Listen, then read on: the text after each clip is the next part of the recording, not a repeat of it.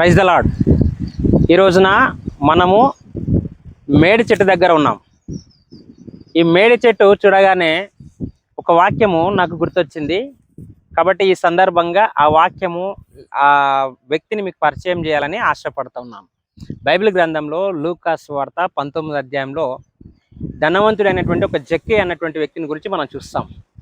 ఆయన ధనవంతుడైనప్పటికీ యేసుక్రీస్తు ప్రభు ఎవరో అని చూడాలని ఒక ఆశ కలిగి ఉన్నాడు.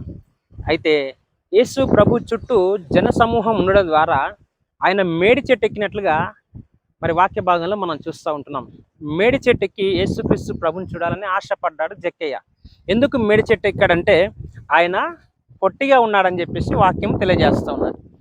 మేడి చెట్టు ఎక్కినటువంటి జక్కయ్య యేసు ప్రభుని చూడాలని ఆశ కలిగి ఉన్నప్పుడు యేసుక్రీస్తు ప్రభు ఆ దారిలో వస్తూ జక్కయ్యను చూసి ఏమన్నాడంటే, జక్కయ్య నువ్వు త్వరగా దిగుము, నేడు నేను నీ ఇంట ఉండవలసి ఉన్నది అని చెప్పేసి యేసు ప్రభు జక్కయ్యతో అన్నట్లుగా మనం లేఖనాలలో మనం చూస్తూ ఉంటున్నాం. అయితే వెంటనే జక్కయ్య త్వరగా దిగాను అన్నటువంటి మాటను మనం చూస్తాం. త్వరగా దిగి జక్కయ్య యేసు ప్రభును ఆనందంతో తన ఇంట చేర్చుకున్నట్లుగా లేఖనాలలో మనం చూస్తున్నాం. యేసు ప్రభు ఎప్పుడైతే జక్కయ్య ఇంటికి వెళ్తున్నప్పుడు చుట్టూనటువంటి జన సమూహం ఏమనుకున్నారంటే, ఇతను పాపి అయిన ఇంట బస చేయటకు వెళ్తున్నాడని చెప్పేసి సనుగుకున్నారు. కానీ జక్కయ్య జీవితానికి రక్షణ వచ్చింది. వారు ఎవరేమనుకున్న విషయాలు పక్కన పెట్టేశాడు. యేసు ప్రభు చెప్పిన మాట విని జక్కయ్య సంతోషంతో యేసు ప్రభుని చేర్చుకున్నాడు.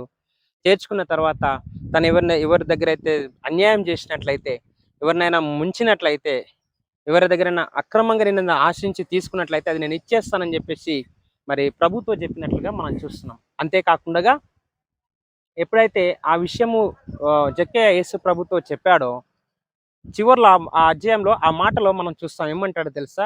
యేసుక్రీస్తు ప్రభు నేడు ఈ ఇంటికి రక్షణ వచ్చి ఉన్నది అని చెప్పేసి అంటాడు.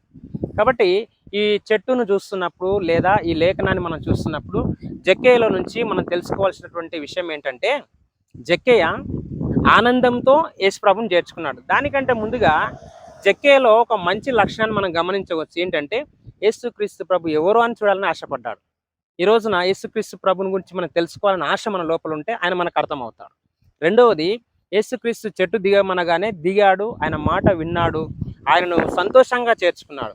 ఈరోజు యేసు ప్రభును, దేవుని వాక్యాన్ని సంతోషంగా మనము హృదయంలో చేర్చుకుంటే మన ఆత్మకు, మన కుటుంబానికి రక్షణ ఉంటుంది అన్నటువంటి విషయాన్ని ఈ సందర్భంగా చెప్పాలని ఈ మాటలు నేను తెలియజేస్తూ ఉంటున్నాను. సో జక్కయ్య ఎక్కినటువంటి మేడి చెట్టు ఇదేం కాదండి, కానీ జక్కయ్య ఎక్కింది మాత్రం మేడి చెట్టు అనే విషయాన్ని తెలియజేస్తూ ఉంటున్నాను.